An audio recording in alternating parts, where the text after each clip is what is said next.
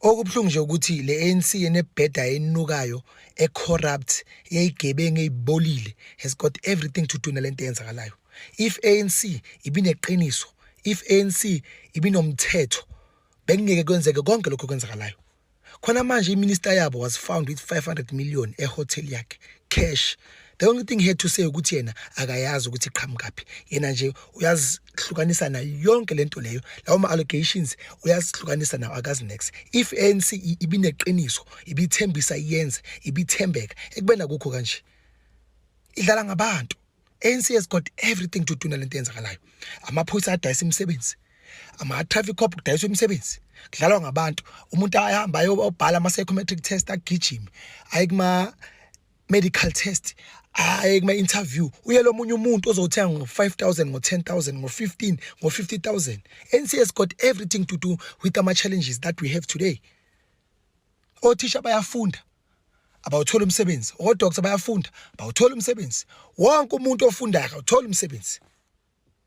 Abanye kumele bathole umsebenzi ngamatanyula. Ukuze uthole umsebenzi kumele ushawa amatanyula.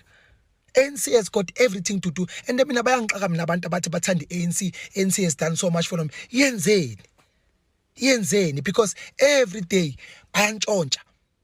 Every day corrupt, bayatrend. Petrol, load shedding. ANC has got everything to do with the challenges that we have today. Ngiyantshela mina sobe siyilima eyilimele if we continue ngokuncenga ANC siloku sibanikeza ama credit about deserve. Hamba ezikolweni uzibheke. Abantwana bafunda ezikolweni ezingana ama window, ezingana ama desk. Eklasini eyi1 abantu bayi70. 70 kids in one class. Othisha bayashawa, othisha bayagwaza, bayadutshulwa. Icrime iyakhula. ANC isenzelani? Why kumele silosicingana nayo ANC? Isenzelani? Ama-foreigner, ba-rape osisi bethu, baletha ama-drugs, baletha ama-Nigeria, baletha ama-Somali, awabhadale i-tax, awenzi next, babulala abantwana, basidayisela ukudla okubolile. Bathini abantu be-ANC? Kuyoze kube nini siloko sincengana ne-ANC ukuthi ANC iyona e-right, ANC forever ANC yani? They are doing nothing. They are not fighting for the same youth. Check at the youth unemployment rate manje. I-check. I-youth yethu ayisebenzi bahlele emakhaya. Then we blame them futhi sini uma be-depressed, uma bedla ama-drugs, bentshontsha. Baphile ngani? Abantu baya-apply kuma-government jobs, kubo masipala. Akwenzakali next. And then you come here and defend ANC. Abantshontsha imali, abatrendayo. Instead of le 500 million, lo minister lo abamthwena cash, uyayithatha uyenza something ngayo. Check ama comments wabantu. People are complaining from all categories. Amaphoyisa, traffic cop, namapanyaza. Khona manje this RTMC thing, this Milton Resourcing Company, badlala ngabantu. People are going there to inquire ukuthi ayibo skijimile, sa test driver, sabhala, interviews phasile, medicals phasile. Baloku bayabakhohlisa bathumela abanye abantu ama-SMS ukuthi baye college ngeyi1 zikaJune.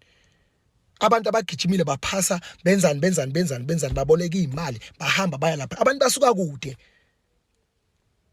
bayobhala lapha bayogijima bese kudlalwa ngabo. Then you come here and defend this stupid lousy ANC. Abantu aba-reckless abanganandaba nathi bakhohle ukuthi bale phezulu babekwa abantu.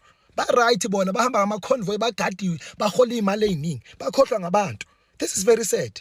Mina ngazi ukuthi why sesiyilime eyidomo eyivalekile njalo sincengane ANC sibancengane.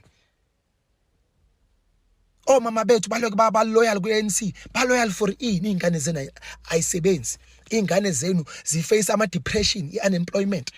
Bese nincenge ANC, ni loyal ku-ANC.